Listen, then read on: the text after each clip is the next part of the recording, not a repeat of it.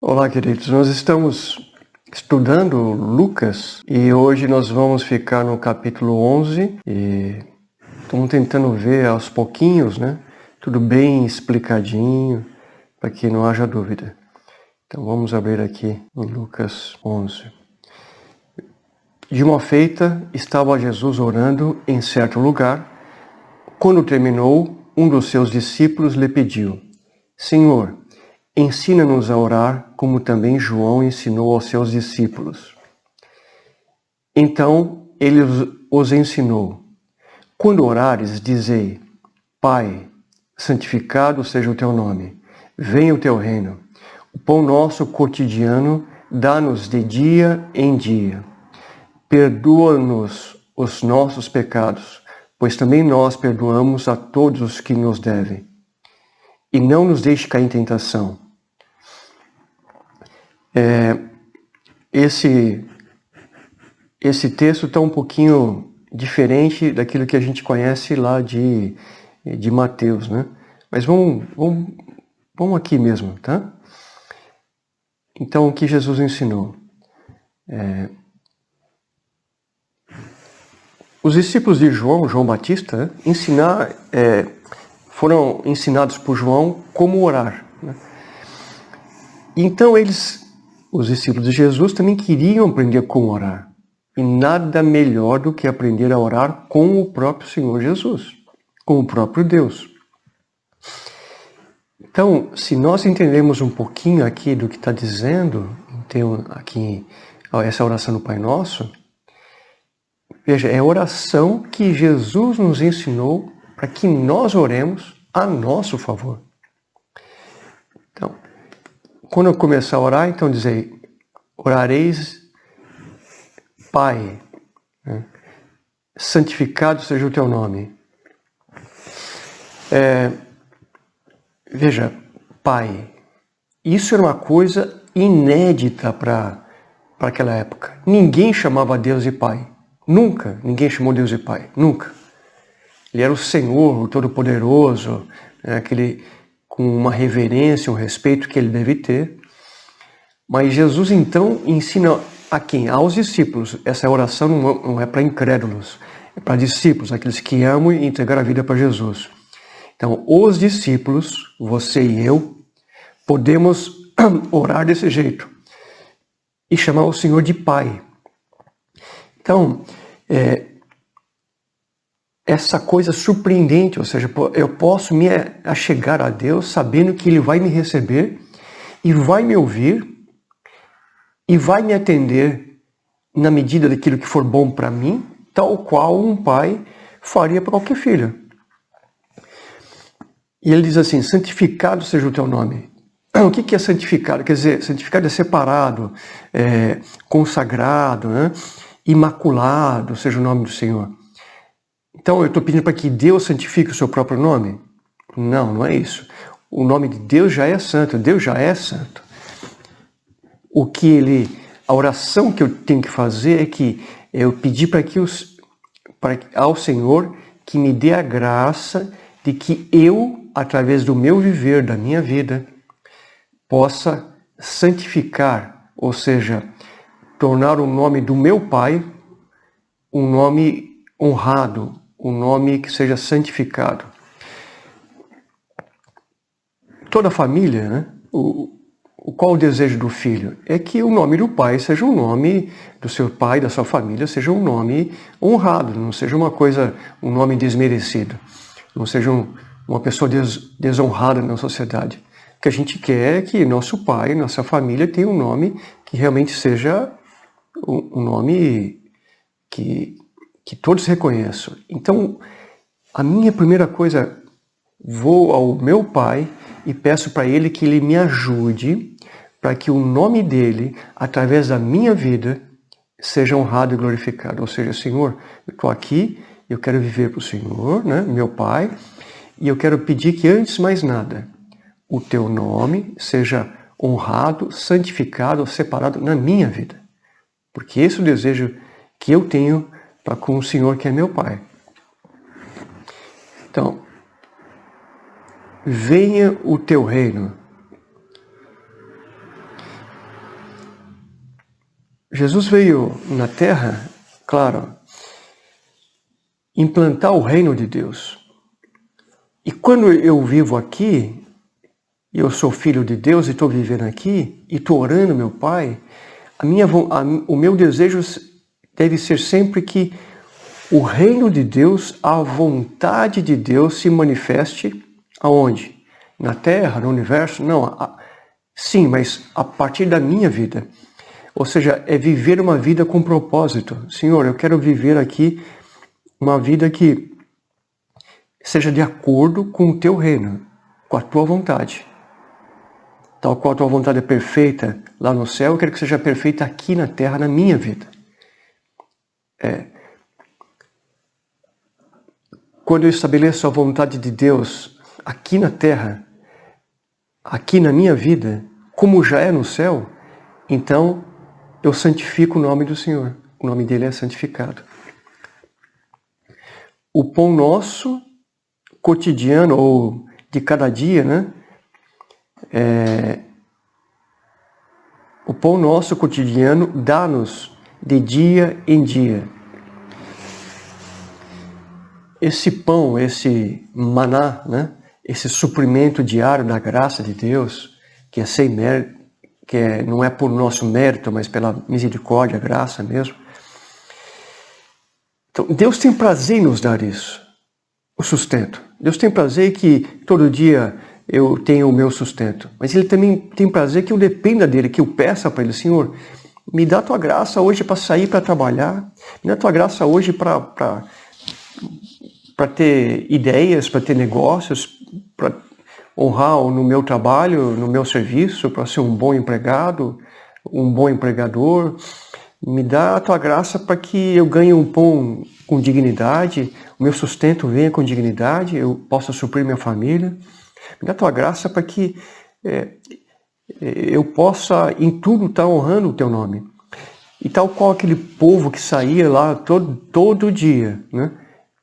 Lá no deserto, para buscar o maná, buscar aquele suprimento que era diário, aquela dependência diária. Não era para a semana seguinte, porque dia a dia tinha que buscar de novo, porque senão apodrecia. Então, ou seja, era depender de Deus todos os dias. E isso que é bonito aqui, né? Não quer dizer que se não pedir, então Deus, Senhor, não pedi hoje, então Deus vai me deixar passar fome. Não é isso. A oração que Jesus está nos ensinando e o que Ele quer, o que o Pai quer, é que nós dependamos dEle todos os dias. Para as coisas que são mais tradicionais e mais básicas, ou seja, sair para trabalhar. O agricultor dependia não só para sair para trabalhar, mas dependia do sol, dependia da chuva, dependia do clima. É isso. Nós temos tantas coisas acontecendo ao nosso redor e nós temos que depender do Senhor dia a dia, tal qual aquele povo dependia lá no deserto. Perdoa-nos os nossos pecados, pois também nós perdoamos a todos os que nos devem. Por que Jesus coloca isso também? Porque esse é o caráter de Deus, a essência de Deus, que Ele veio demonstrar na terra o quê? O amor incondicional. Para aqueles que são bonzinhos? Não, mas para aqueles que são devedores a Deus, ou seja, os pecados, você e eu. Perdoar alguém faz com que eu me liberte. Perdoar alguém é uma libertação também para o meu ofensor, mas acima de tudo é uma libertação para mim, para você. Perdoar não significa, por exemplo, que eu não vou me esquecer de tudo que aconteceu. Então, eu perdoei e nunca mais me lembrei daquilo. Na verdade, não é que você nunca mais vai esquecer, que você nunca mais vai se lembrar, que você vai esquecer. É muito mais que, ao se lembrar, aquilo não faz mais parte de uma coisa que te machuca. Perdoar não é um sentimento. Eu não tenho vontade de perdoar. Eu vou orar, mas vou falar que perdoa aquela pessoa, mas na verdade no meu coração eu não sinto isso. Perdoar é um ato de obediência. Obediência a Deus. Quando eu creio no que Deus está falando e porque Ele me perdoou de uma dívida muito maior e eu vou e perdoo alguém, quando eu faço isso por fé, Deus começa a operar dentro de mim algo sobrenatural. Não é sentimento, é uma obediência de verdade. Porque Ele falou, eu vou fazer. E vai dar certo. E a hora que eu abro a minha boca, né, e para falar e para perdoar, e é importante que isso seja explícito, seja audível, porque isso liberta a nossa mente, liberta nosso coração. E Deus opera quando a gente crê. É simplesmente assim. Se você, inclusive, orar por seus inimigos, aqueles que te odeiam, aqueles que querem o teu mal, não tem nada mais poderoso na nossa vida do que isso. Eu digo isso por experiência própria. E perdoar é trazer aquela pessoa que me ofendeu por uma posição que ela tinha antes dela me ofender. Ou seja, estava tudo bem com aquela pessoa. Eu tomava em consideração. Para mim ela era uma pessoa importante, eu considerava muito ela e etc e tal. Mas ela pecou contra mim, pisou na bola. E aí então ela, na minha estima, ela cai. Mas quando eu perdoo, perdoar de verdade é trazer aquela pessoa na mesma posição que ela tinha no meu coração do que ela tinha antes de pecar contra mim. Ah, mas isso é difícil. Isso é um milagre, irmãos. Veja só, não é isso que a gente quer que Jesus faça, que Deus faça por nós? Que quando a gente peca, e a gente pede perdão, é que Ele venha e nos perdoe e nos coloque na mesma posição que a gente tinha diante dEle, perante Ele, a mesma posição que a gente tinha antes de pecar contra Ele? Então eu devo fazer o mesmo. E quando eu faço isso, eu estou dizendo para o Senhor, Senhor, me perdoe. Porque olha, eu que sou fraco, eu que sou homem, eu que sou imperfeito, eu estou perdoando aquele que me fez a mesma coisa comigo. Então é impossível que Deus não faça a mesma coisa com a gente. Mas se eu não perdoo, aqui é uma condição, me perdoe do mesmo modo que eu estou perdoando. Mas se eu não perdoo, Deus não pode ter a mesma misericórdia para comigo. Não é que Ele não quer, Ele não pode. Ele está impedido pela sua palavra de fazer a mesma coisa. A minha oração é, Senhor, eu tenho sido misericordioso. Por favor, seja misericordioso para comigo. Eu tenho perdoado. Me perdoe, Senhor. É isso que é. Estão entendendo? Isso é algo maravilhoso. E não nos deixe cair em tentação. Não é uma oração mágica que eu vou fazer, aí nunca mais vou pecar, né? Mas, de novo, é uma oração de dependência. Senhor, eu não quero pecar. Eu não quero. Se tiver uma tentação, me ajude para que eu saia ileso. Me livre disso. Eu não quero. O meu desejo é te servir, te agradar, te fazer feliz, Senhor. Então, não me deixe cair em tentação. Porque as consequências serão terríveis para mim, para a minha vida e para aqueles que estão envolvidos comigo. Então, me ajuda a viver uma vida assim, bonita, e que eu não peque nem contra ti, nem contra o meu próximo e nem contra o meu próprio corpo. Não me deixa cair em tentação. Livra-me. Fortalece a minha vida de dentro para fora. E a nossa parte, obviamente, é fugir da tentação, né? Não é ficar lá, eu vou resistir. Não, resista ao diabo, mas fuja da tentação.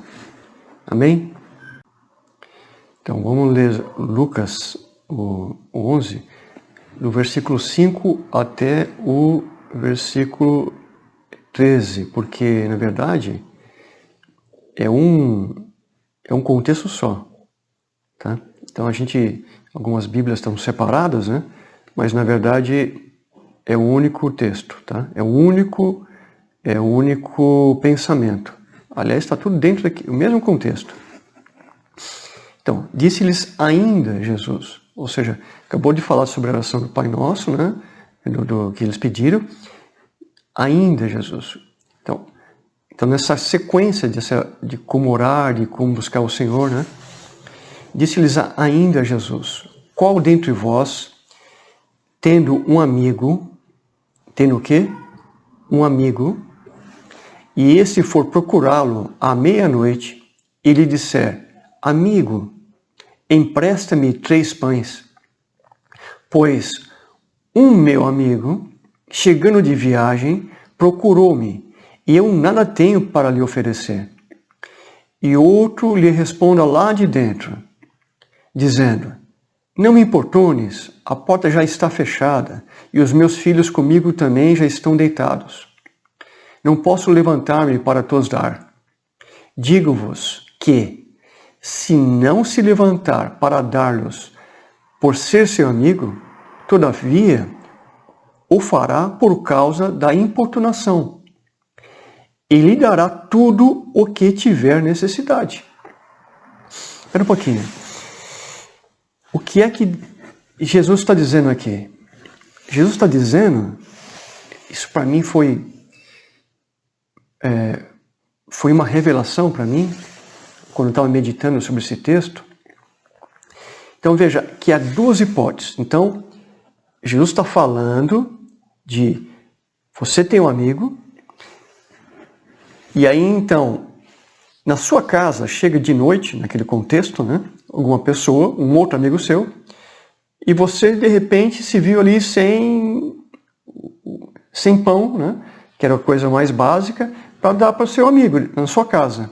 E você vai para o seu vizinho, que é esse seu outro amigo, e fala, ó, me empresta 3 pães aí. E o que Jesus está dizendo? Olha, se essa pessoa que já está lá repousando, nesse contexto, né? Está lá repousando, fala, não posso, estou dormindo aqui, meus filhos estão na cama, vou levantar para te dar. Diz o seguinte, olha, se ele não levantar por ser seu amigo, ele vai dar por causa que você importunou. Você ficou insistindo. Então, o que eu aprendi, o que muitas pessoas ensinam quando lê assim, um texto desse? Que eu tenho que ficar batendo na porta, ficar insistindo, até Deus me dá, até Deus me dá. Se não insistir, e não pedir, e não pedir, e não pedir, e não pedir, pôr meu joelho no chão e clamar, e fizer não sei lá o que, entendeu? Deus não vai me ouvir. E não é isso, é justamente o contrário. Então, eu vejo que aqui há 2 hipóteses. Mesmo para o padrão do mundo, tá? Então, ou a pessoa levanta e dá porque é amigo, ou a pessoa levanta e dá por causa da importunação da insistência, certo? Agora, veja que Deus nos dá porque nós somos seus amigos. Então, por isso, eu não tenho que ficar suplicando, porque ele é meu amigo, ele me dá. Simplesmente por isso. Agora, para as pessoas que não são crentes, que não se entregaram a vida para Jesus, que ainda não nasceram de novo, essas também, se ficarem pedindo e pedindo, o Senhor vai dar. Então, a mim, a você, aquele que crê, Deus dá porque Ele é nosso amigo. Nos tornamos amigos dele por causa de Jesus. Mas para o incrédulo, aquele que não quer nada com Deus, até para esse Deus responde. Por que Deus responde? Porque essa pessoa ficou insistindo, pedindo e pedindo. Está entendendo? Olha que coisa linda. Meu Pai Celeste tem todo o prazer em me dar. E vai me dar. Porque eu pedi em nome de Jesus. E é algo legítimo. Estou pedindo algo legítimo. Não estou pedindo que Ele me dê alguma coisa que não é legítimo, que não é bom. Não, estou pedindo algo legítimo. E Ele vai me dar. Então o meu sustento, eu não tenho que ficar pedindo, suplicando para que Deus me dê pão, me dê sustento, me dê roupa, me dê um trabalho. Eu só tenho que pedir, não suplicar. Isso que tem deteriorado, tem deturpado e tem feito com que as pessoas vejam Deus como se fosse um Deus cruel, um Deus que só carrasco, que eu tenho que ficar lá suplicando aos pés dele. Não, Deus é maravilhoso. Olha só o 9. Porque o 9 é a continuação, tá? Por isso, então veja, temos que aprender isso na Bíblia. Por isso, ou seja, é uma continuação do que Jesus já vinha falando até o versículo do 5 ao 8. Por isso vos digo. Por isso o quê? Pedi e dar-se-vos-á. Buscai e achareis. Batei e abrir-se-vos-á. Pois todo que pede, recebe. O que busca, encontra. E quem bate, abre-se-lhe-á. Então, por isso que, pelo fato de Deus ser meu amigo, me considerar seu amigo, pelo fato de Deus me considerar amigo dele e eu o considerar o meu amigo, eu posso buscar e eu vou achar. Eu posso bater e a porta vai se abrir. Eu posso pedir e vai me ser dado. Olha o que Jesus está prometendo aqui. Porque eu sou amigo dele e porque ele me considera amigo, eu não estou importunando. Vai ser dado. Ele vai abrir a porta para mim. Continuando. Qual dentre vós é o pai que, se o filho lhe pedir pão, lhe dará pedra? Ou se pedir um peixe, lhe dará em lugar de peixe uma cobra? Ou se lhe pedir um ovo, lhe dará um escorpião? Coisa assim bem, né? Ora, se vós, que sois maus, sabeis dar boas dádivas aos vossos filhos, quanto mais o Pai Celestial dará o Espírito Santo àqueles que lhe o pedirem. Então, veja, até aquele momento da história, Jesus não havia morrido, não havia ressuscitado, então as pessoas não podiam ainda se tornar novas criaturas. Mas o que ele está dizendo é o seguinte, que isso aconteceria, Jesus morreria e tudo mais,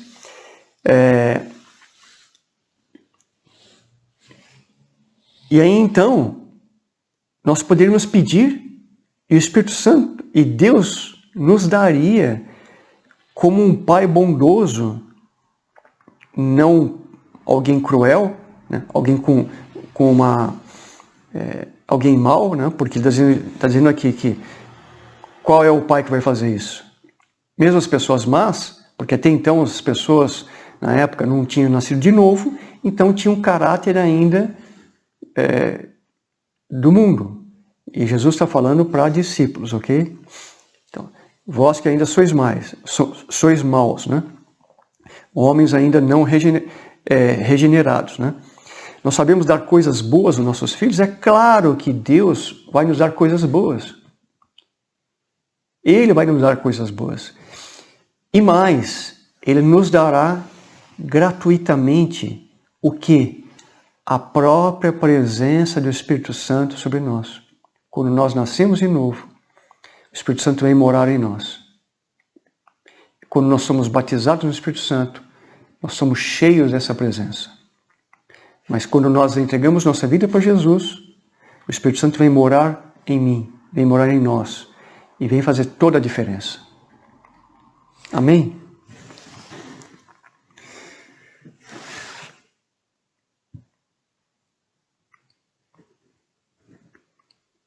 De outra feita, versículo 14. De outra feita, estava Jesus expelindo um demônio que era mudo. E aconteceu que, ao sair o demônio, o mudo passou a falar, e as multidões se admiravam. Mas alguns dentre eles diziam, ora, se espelha os demônios pelo poder Ora, ele expele os demônios pelo poder de Beelzebu, o maioral dos demônios. E outros, tentando, pediam dele um sinal do céu. E sabendo ele o que lhes passava pelo Espírito, disse-lhes, pelo Espírito deles, né? Que passa pelo coração deles, disse-lhes: todo reino dividido contra si mesmo ficará deserto, e casa sobre casa cairá. E também Satanás, se também Satanás estiver dividido entre si, se também Satanás estiver dividido contra si mesmo, como subsistirá o seu reino? Isto porque dizeis que eu expulso os demônios por Beelzebu. E se eu expulso os demônios por Beelzebu, por quem os expulsam vossos filhos? E por isso eles mesmos serão os vossos juízes. Se porém eu expulso os demônios pelo dedo de Deus, certamente é chegado o reino de Deus sobre vós. Quando o valente, bem armado, guarda a sua própria casa, ficam em segurança todos os seus bens. Sobrevindo, porém, um mais valente do que ele, vence-o, tira-lhe a armadura em que confiava, ele divide os despojos. Quem não é por mim, é contra mim, e quem comigo não ajunta, espalha. Veja aqui que o contexto ainda é o mesmo, tá? Então, Lucas 11, versículo 24. Quando o espírito imundo, tá? Estou falando sobre aquela pessoa que foi expulsa, que ele fala que era Beelzebu. Quando o espírito imundo sai do homem, anda por lugares áridos, procurando repouso, e não o achando, diz: voltarei para minha casa, de onde saí.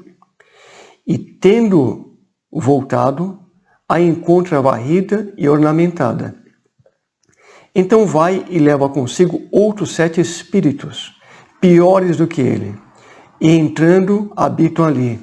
E o último estado daquele homem se torna pior do que o primeiro.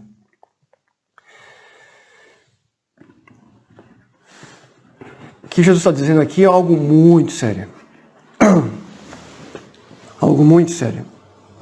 Quando uma pessoa está endemoniada e alguém vem e expulsa aquele demônio, veja, alguém vem e expulsa aquele demônio. Primeiro, para uma pessoa estar endemoniada, é porque em algum momento,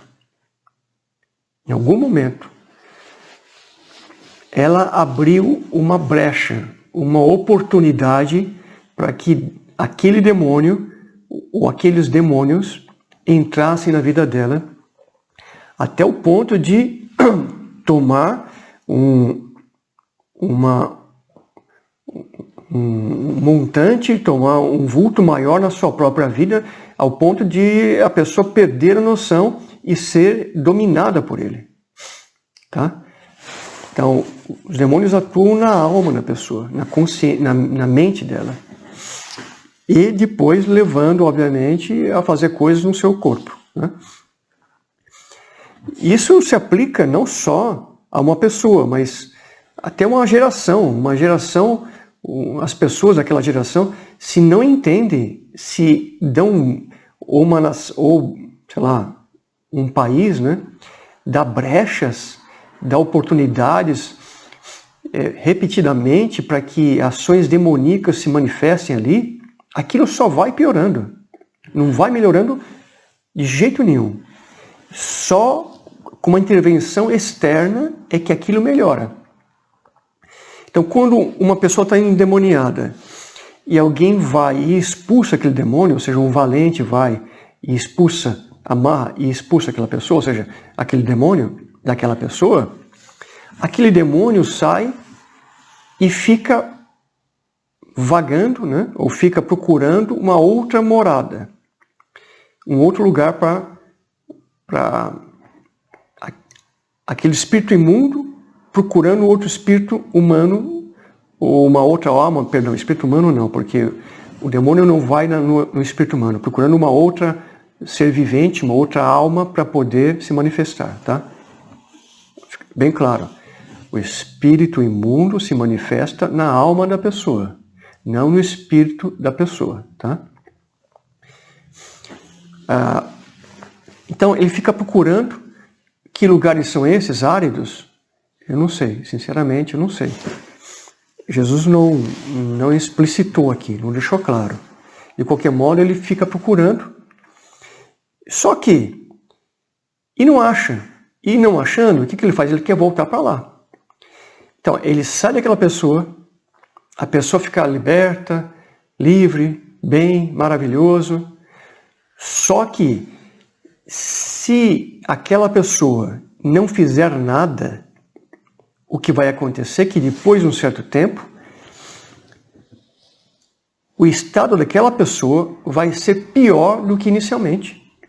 Porque ele diz que aquele demônio vai procurar outros piores, mais poderosos, que venham sobre aquela pessoa e influenciem com mais violência, com mais garra, e aquela pessoa fica pior do que anteriormente.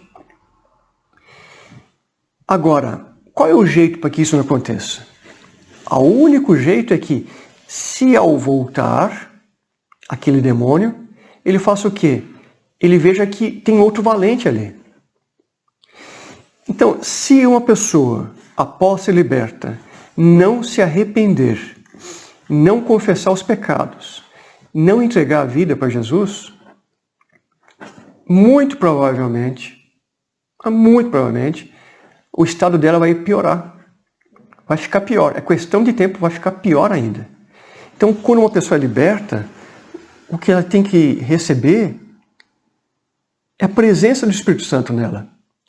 Para que, quando o diabo vier, os demônios vierem, aí possa olhar lá e falar, opa, aqui é impossível entrar.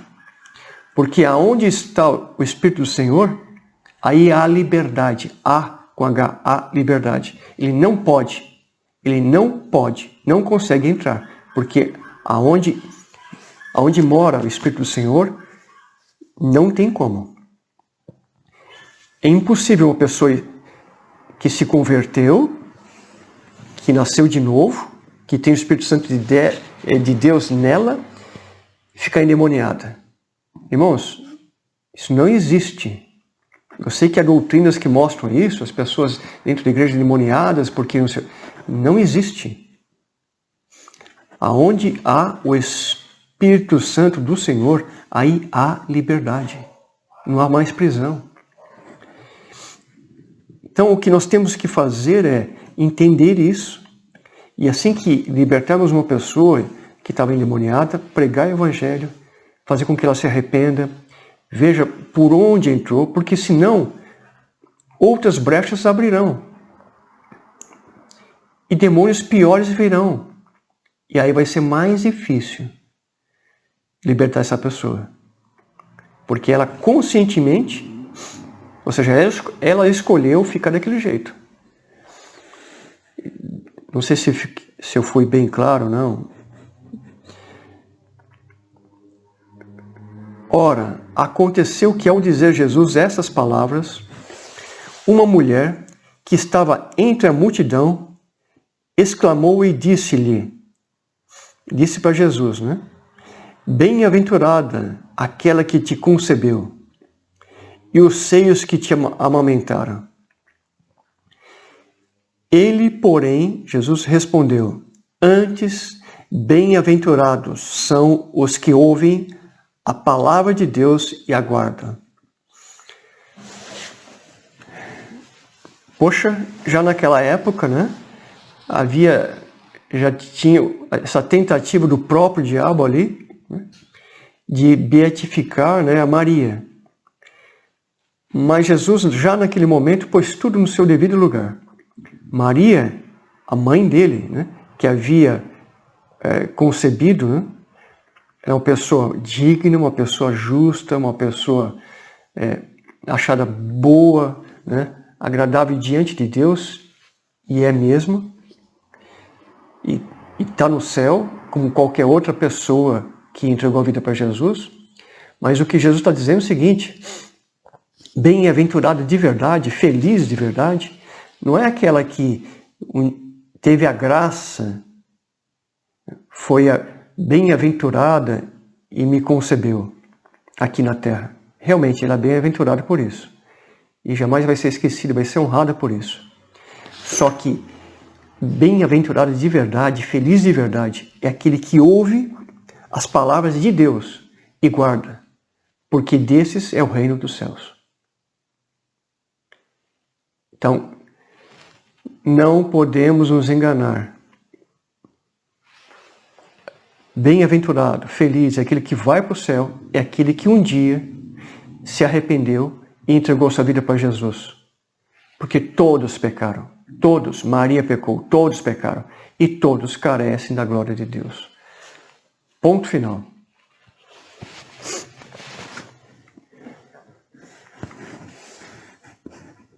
Vamos continuar aqui.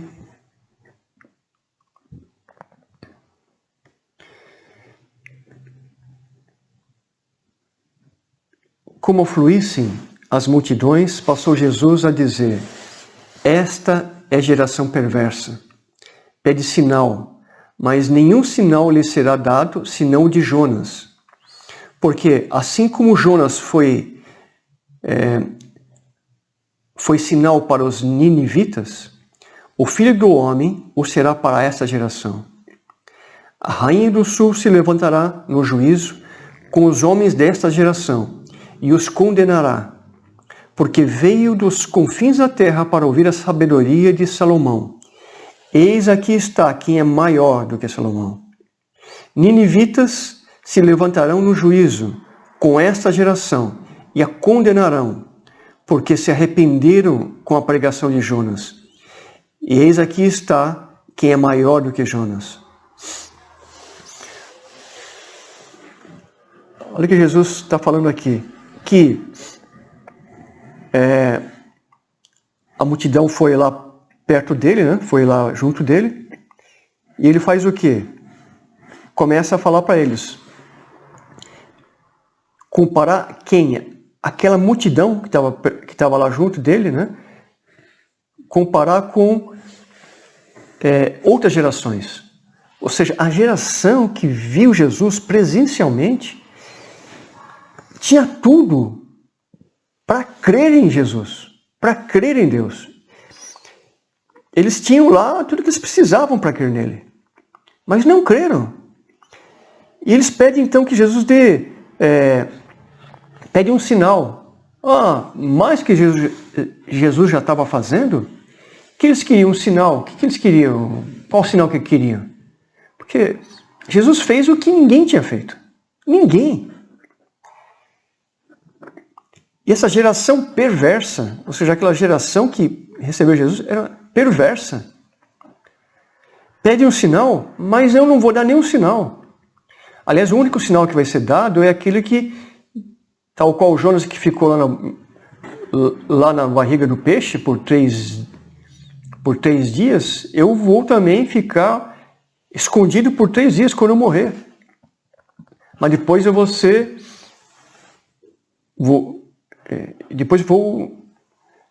ressuscitar. Mas a geração de Jonas, ou seja, dos ninivitas, que Jonas foi chamado para pregar para a grande cidade de Nínive, quando ele finalmente foi, né, e pregou, eles se arrependeram.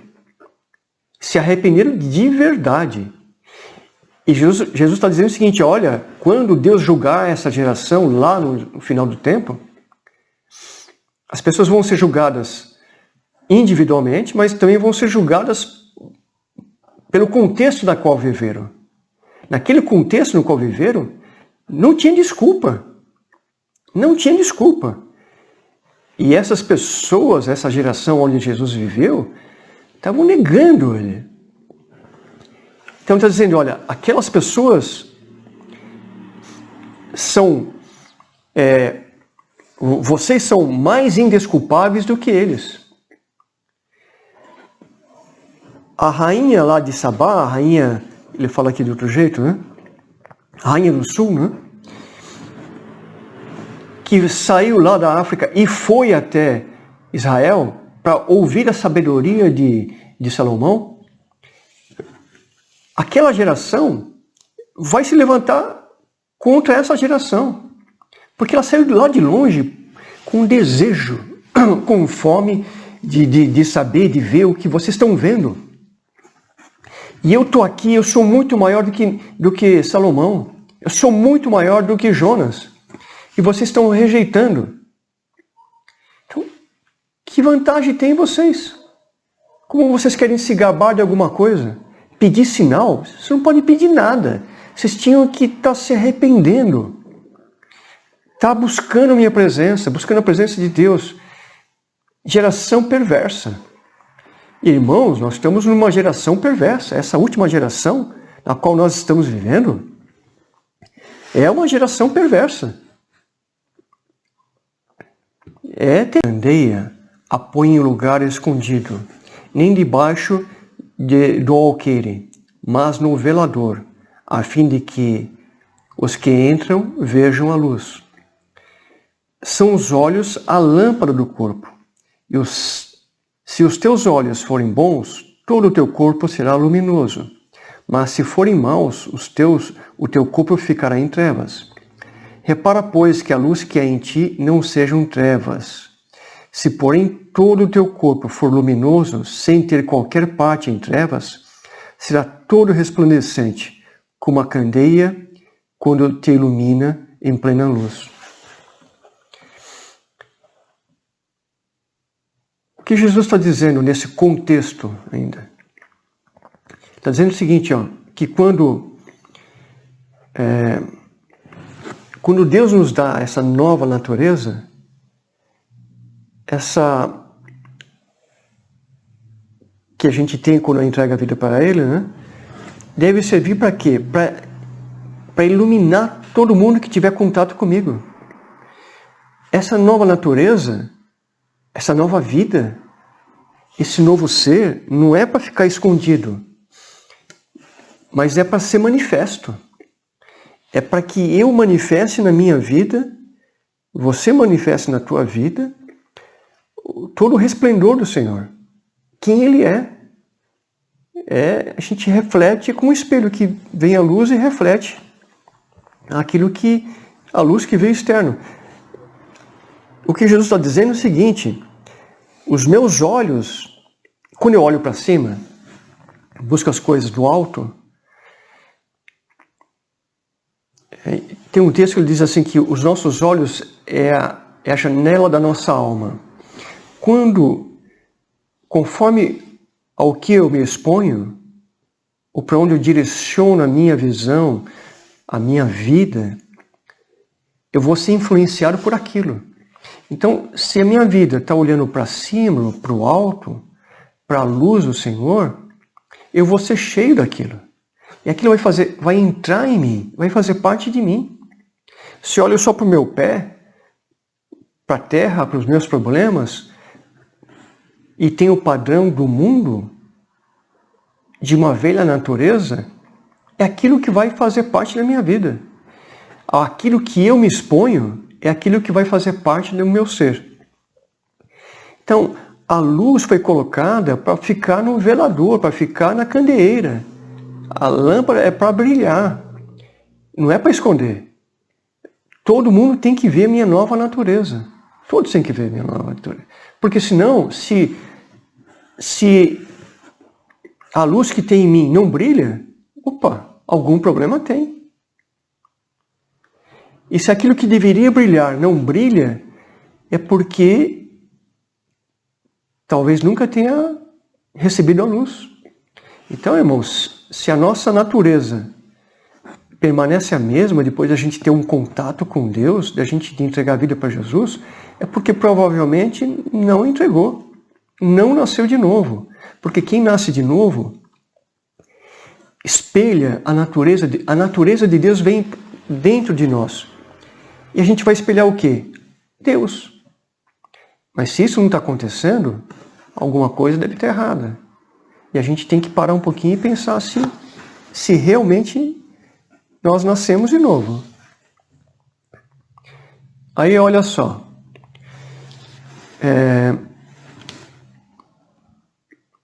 Ao falar Jesus essas palavras, um fariseu o convidou para ir comer com ele. Então, entrando, tomou lugar à mesa. Então, estava lá um fariseu, claro, tinha vários ali. O fariseu, lembre-se, é aquele que era o estudioso da lei, minucioso nos mínimos detalhes em cumprir coisas, mas que ao mesmo tempo não criou em nada em Jesus. Mas um deles convidou Jesus para ir o quê? Para ir comer com ele, na casa dele. E, obviamente, não tinha só um, né? Eles só viviam entre eles, no mundo deles, no grupinho deles. Então, tinha, com certeza, vários fariseus lá. Agora, interessante que Jesus foi comer com ele. Jesus falou assim, não, eu não vou entrar na sua casa. Não, Jesus entrava na casa dos pecadores, como diz, né? E Jesus foi lá, foi comer com o fariseu. Está me convidando? Jesus sempre aceita o nosso convite, sempre. E foi. Então, entrando, tomou lugar à mesa. O fariseu, porém, que o convidou, admirou-se ao ver que Jesus não se lavara primeiro antes de comer. O que é se lavar? Não era apenas lavar as mãos. Jesus não tinha higiene, não lavou as mãos. Não é isso. É que eles tinham um rito assim, minucioso mesmo de lavar as mãos, lavar os copos, lavar os utensílios por fora, com um ritual mesmo, os detalhes, como se fosse sei lá, até purificando o lugar, sei lá. Então Jesus não tinha nenhum problema em lavar as mãos, mas provavelmente, propositalmente, Jesus não fez isso. Jesus veio, né? Claro, lavou os pés, né? Que isso era comum, e foi e não fez esse ritual todo. E quando não fez isso, chocou o dono da casa e chocaram os demais também. Então, ele se admirou de Jesus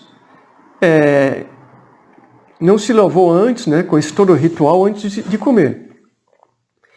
E Jesus, sabendo o que estava passando no coração, o Senhor, porém, lhe disse, vós, fariseus, então não tinha um só, tinham vários, né?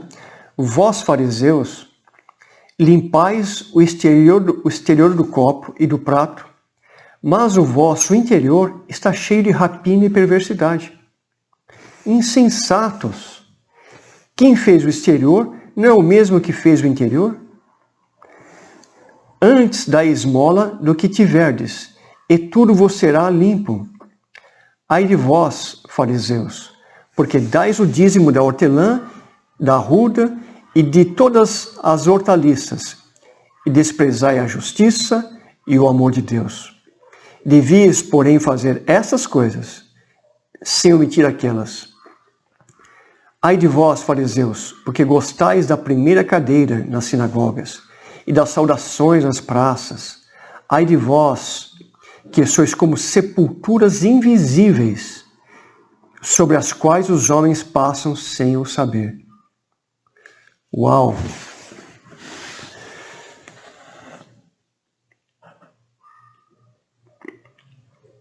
Então Jesus diz assim, vocês são insensatos. Querem limpar o exterior, mas tem que se preocupar com o interior. Olha o que ele diz aqui, quer ficar limpo? Tire de dentro de você –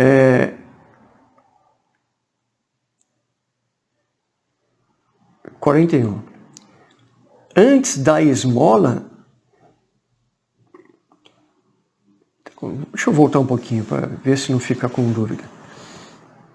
Então, ele se admirou de Jesus não ter feito aquilo. Jesus falou para vocês, vocês limpam, se preocupam com os detalhes, com a religiosidade, com aquilo que é aparente, e vocês não se preocupam nada com aquilo que vem de dentro. aquilo que está dentro de vocês. Até o copo, os utensílios, entendeu? Se preocupam em limpar por fora antes de servir a comida, se preocupem em limpar por dentro. Em vez de limpar o copo só por fora, limpa o copo por dentro. Em vez de pensar em limpar a tigela por fora, o prato por fora, limpa o prato por dentro, porque é ali que vai colocar a comida. Ali que é o mais importante. O que passa com vocês? Ele diz assim, 41, antes dai esmola do que tiverdes, e tudo vos será limpo. O que é dar esmola? Fica meio estranho, né? Ele está dizendo o seguinte, tire de dentro de você algo que seja bom e doe a alguém. Tire alguma ação de misericórdia de dentro de você e faça. Isso sim é que vai promover a limpeza de dentro para fora. Você tem que procurar dentro de vocês aquilo que é bom. E é isso que importa para Deus. Tire quando diz esmola, tire alguma coisinha de dentro de você. Tire alguma coisinha dentro de você. Acha alguma coisinha boa para fazer.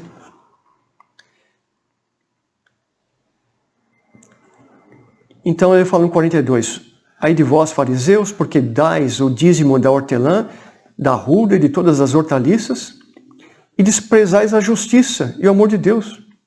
Devias, porém, fazer essas coisas sem omitir aquelas. É bom dar o dízimo. E Jesus está dizendo, olha, faça isso sim. Dê o dízimo. Dê aquilo que é devido, que foi ordenado. Mas o que você precisa entender é que fazer só por religiosidade, porque para aparecer, você está se enganando. Deus não está olhando isso. Deus está olhando se você tem misericórdia. Deus está olhando se você tem amor, se você tem justiça. Se você acata, se você vive com justiça, vive com amor, vive com misericórdia. Porque é isso que é importante diante de Deus. E aí sim, vá e dê o seu dízimo. E isso vai ser bom. Mas o que Deus mais olha é o que está dentro do coração. E não o que está fora. Não o que você faz para aparecer para os outros. Isso não importa nada. Valor algum diante de Deus. Vocês gostam, fariseus, de estar no primeiro lugar nas cadeiras, né, nas sinagogas, de serem saudados, serem reconhecidos como os bons. Mas quer saber? Olha 44. Ai de vós que sois como sepultura invisíveis, sobre as quais os homens passam sem o saber. Olha, isso aqui é pesadíssimo. Essa afirmação que Jesus faz para os fariseus é muito forte. Por quê? Lá no Velho Testamento, pela lei, se alguém tocasse só num cadáver, né, ou numa sepultura onde estava o cadáver, essa pessoa ficava impedida, impura, né? Então, ou seja, impedida assim, liturgicamente pela lei, durante 7 dias, ou seja, de estar fazendo, de estar realizando de estar se envolvendo com as coisas do templo ou com as coisas santas, né, segundo a lei, porque tocou em algo que seria impuro, ou seja, no morto. Então agora Jesus está dizendo o seguinte, vocês são como aquelas sepulturas que estão debaixo da terra, coberta pela vegetação, pela grama, as pessoas nem sabem que tem uma sepultura lá, e sem querer pisam, sem querer tocam. E elas ficam impuras e afastadas, liturgicamente, impuras diante da lei, por causa de vocês. Ou seja, vocês são sepulturas que as pessoas tocam, e por causa de vocês as pessoas ficam afastadas de Deus. Vocês afastam as pessoas de Deus. Vocês são sepulcros invisíveis. Acho que está tudo bem, mas vocês são uma desgraça para outras pessoas, não só para você, mas para outras pessoas. Isso aqui é bem... Então, no mesmo contexto ainda, né? Então, respondendo um dos intérpretes da lei, disse a Jesus, que estava lá na casa, né? Mestre, dizendo essas coisas, também nos ofende a nós outros. Mas ele respondeu, ai de vós também, intérpretes da lei, porque sobrecarregais os homens com fardos superiores às suas forças, mas vós mesmos nem com um dedo os tocais. Ai de vós, porque edificais os túmulos dos profetas que vossos pais assassinaram. Assim sois testemunhas e provais que com cumplicidade das obras de vossos pais, porque eles mataram os profetas, e vós lhes edificais os túmulos. Por isso também disse a sabedoria de Deus, enviar-lhes-ei profetas e apóstolos, e alguns deles matarão, e a outros perseguirão, para que esta geração se peçam contas do sangue dos profetas, derramado desde a fundação do mundo, desde o sangue de Abel até o de Zacarias, que foi assassinado entre o altar e a casa de Deus. Sim, eu vos afirmo, contas serão pedidas a esta geração. Ai de vós, intérpretes da lei, porque tomaste a chave da ciência, contudo vós mesmos não entrastes e impedistes os que estavam entrando. Então, nesse jantar, não havia somente os fariseus, haviam também os que interpretavam a lei, os intérpretes da lei, que se julgavam, inclusive, superiores aos próprios fariseus, olha só. Ou seja, os fariseus cuidavam da lei, de seguir, e eles achavam o seguinte, eu tenho maior entendimento porque eu sei o que está por trás da lei, eu sei interpretar a lei.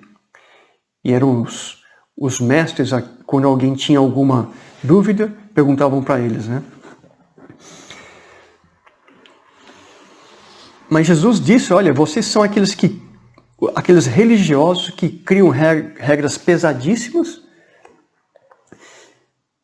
daquilo que pode, não pode, faça isso, não faça aquilo, isso é pecado, isso não é, aquilo pode, aquilo não pode, mas eles mesmos não cumpriam nada. Colocavam tantas coisinhas ridículas, que nem, por exemplo, essas de limpar a mão, de lavar isso, os utensílios, de fazer de tal jeito, coisas irrelevantes, com tanto preceito, coisas absurdas, mas eles mesmos não estavam nem aí, porque ele era essencial. Então Jesus os chama de hipócritas, ou seja, aquele que vocês são uns fingidos, uns falsos, e conscientemente vocês fazem isso.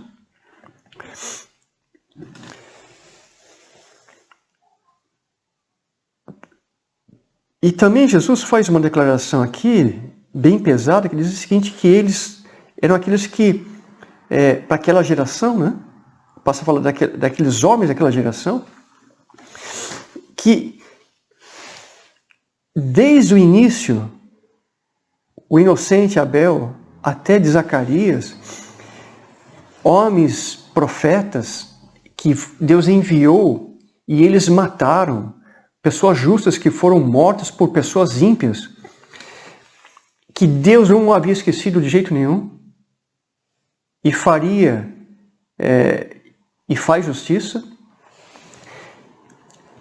Tudo aquilo, todo o passado, os profetas e agora depois os apóstolos, apontavam para quem? Apontavam para Jesus. Porque em Jesus todo o plano de Deus se cumpriu. Por isso que diz que toda a lei era como se fosse sombra. É como se fosse algo que Está o sol lá na frente, a pessoa está aqui e a sombra está refletindo aqui. Então o sol está aqui, a pessoa está aqui e está refletindo aqui. Então estou caminhando aqui é a sombra. Mas quando chega aonde devia ter, não tem sombra, porque é perfeito. Chegou no momento. Em Jesus se cumpriu tudo aquilo. E eles, aquela geração que devia se arrepender, partindo principalmente dos entendidos da lei, dos intérpretes da lei, dos fariseus, dos saduceus, dos sacerdotes, eles deveriam ser o exemplo, eles deveriam se arrepender. Mas eles não se arrependeram. E contas seriam pedidas para aquela geração. Eles seriam culpados, não somente do sangue de Jesus que eles derramariam logo em seguida, mas também culpados do sangue daqueles que lá no passado morreram, proclamando a justiça de Deus, proclamando, na verdade, o Filho de Deus, proclamando a Jesus, o Messias, e que agora eles também não estavam reconhecendo. Nossos pais, ou seja, lá atrás, os antigos, né, Israel, pessoas mataram os profetas, mataram pessoas justas. E o que Jesus está dizendo é o seguinte: vocês estão fazendo a mesma coisa. Vocês estão agindo do mesmo jeito, aliás, pior ainda. E vocês vão ter que dar contas disso.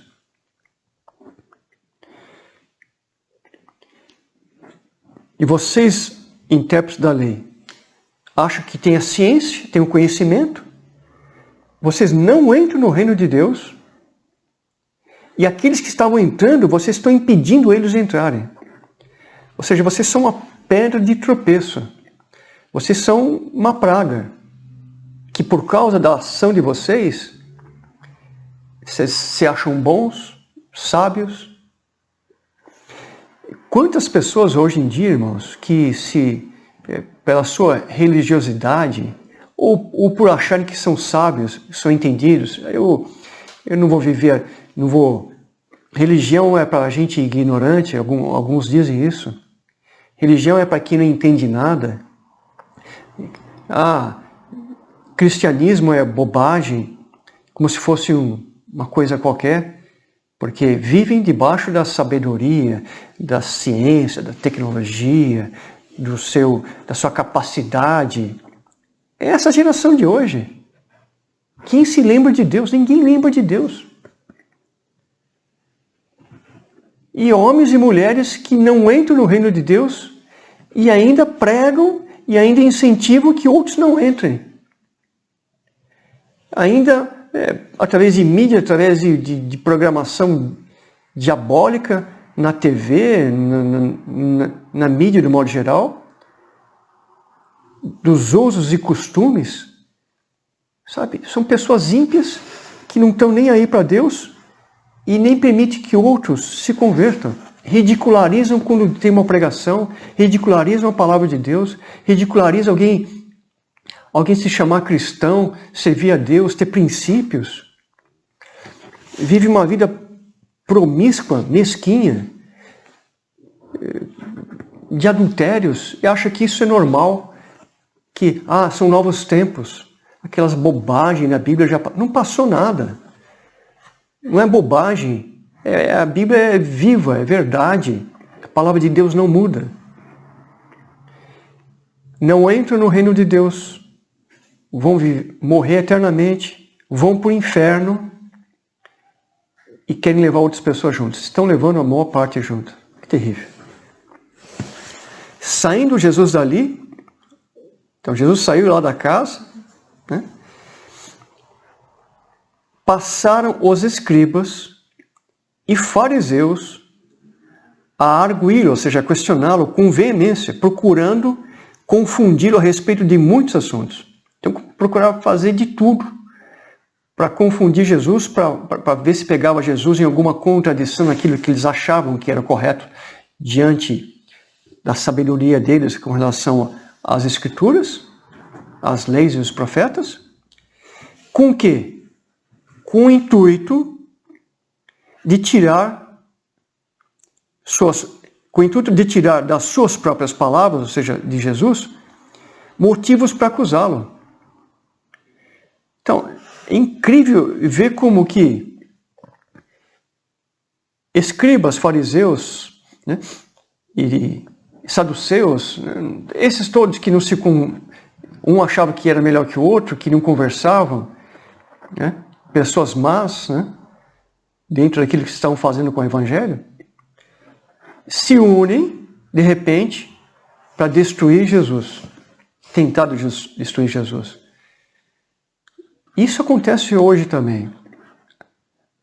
Quando é para fazer o mal, as pessoas más se unem, se juntam, para fazer de tudo para destruir os bons princípios, os bons costumes, principalmente a palavra de Deus. Não estão nem aí para nada. Mas quando o que está em voga, o que está em pauta é o reino de Deus, eles fazem de tudo.